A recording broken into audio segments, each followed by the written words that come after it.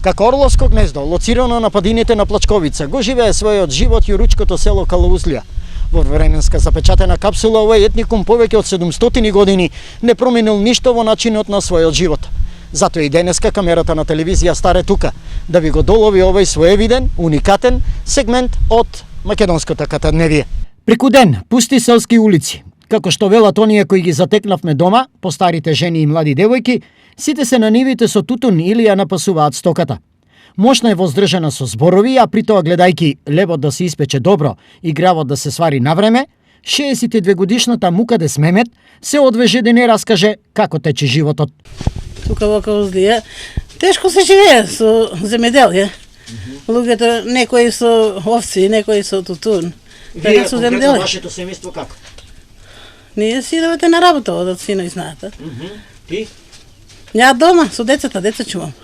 Постои ли оној уште обичај за жената да молчи, а мажот да збори у куќа? Кој е столб у куќата? Маже. Се уште е тоа, значи Да. со години, со децени не е променета таа работа. Не, маже е. Кој е постарта е? Па да си ране децата, да си чува децата. Така, да си врте куќата. Животот ги учи младите како да ги премостуваат катадневните проблеми. Младата Анифе летово на нива и во кујна. Одаме на нива и чуваме стока се. Аха, секој ден сега летото на нива, од колку тоа? Колку почнува денот? Кажи ми го денот колку. Вечерта од 2 Добро. до дента до 10, до 9. Оти до 10 до 9. Зошто до 10 до 9? Нели цел ден или не? Не цел ден, многу жешко, затоа не можеш. Аха, а после? После заваќаш си дома, па со стока, с кој има, занимаеш се, с кој нема. Па на тутун. Разговорот со Мукадес и Анефе е испрекинат, бидејќи жените јуручки, согласно традицијата, може да зборуваат само со дозвола од мажот или најстариот член од семејството. А мажите се онаму, како што велат, каде лебот се раѓа, на нива. Гледаш како е мака, работа нема. Од тутуно слабо. Нема леп нема. Па у годината еднашка зимаш. Не секој месец, да си на работа ќе земеш секој месец, а вака у годината еднашка. И цела година како? Со тие пари си издржуваш? Со тие се издржуваш. Ја останал си тука у село. Добро. У село работиш. Таа работа го још те држиш. Впечатлива е јуручката традиција купување на невестата. Од 3 до 5.000 евра е цената за животна сопатничка. Мукадес е една од купените невести. Имаше го. Имаше Тоа го? си од старо време оставено дека има тоа купувањето за невестите. Да, и? Дали ти си една од таквите или? Да, сите сме така. И како беше тоа? Се сеќаваш ли? Како се одвиваше тоа? Па, за пари се продава. Така, И, пари дават. и што направи момчето за тебе?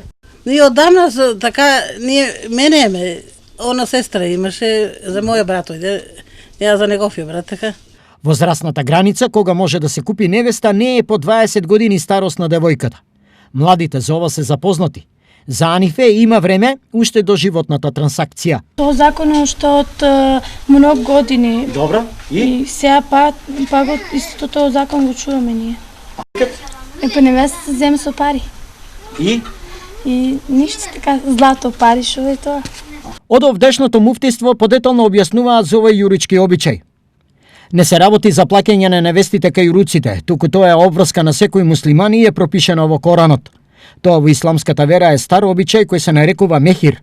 Кога ќе се жени невестата, момчето е должно да уплати пари како гаранција за невестата, доколку тие подоцна се разведат, таа да има од што да живее одреден период. Ова го појаснуваат од штипското муфтиство. Најстарите записи од присуство на јуруците во Плачковичко датираат се од доаѓањето на турците во овие краеви или од пред безмалку 700 години. Јуручкото население во Источна Македонија е дојдено од областа Конија од Турција, поточно од околината на градот Караман. Јуруците важат за селско-турско население и затоа се разликуваат од останатите, вели историчарот Тамер Јамаковски. Во моментов, Плачковица за свој дом ја имаат околу 7000 јуруци во над 20 села распослани во 3 општини. Со своите 10 куќи и 50 жители, Калаузлија е едно од тие села како своевиден музеј во живо.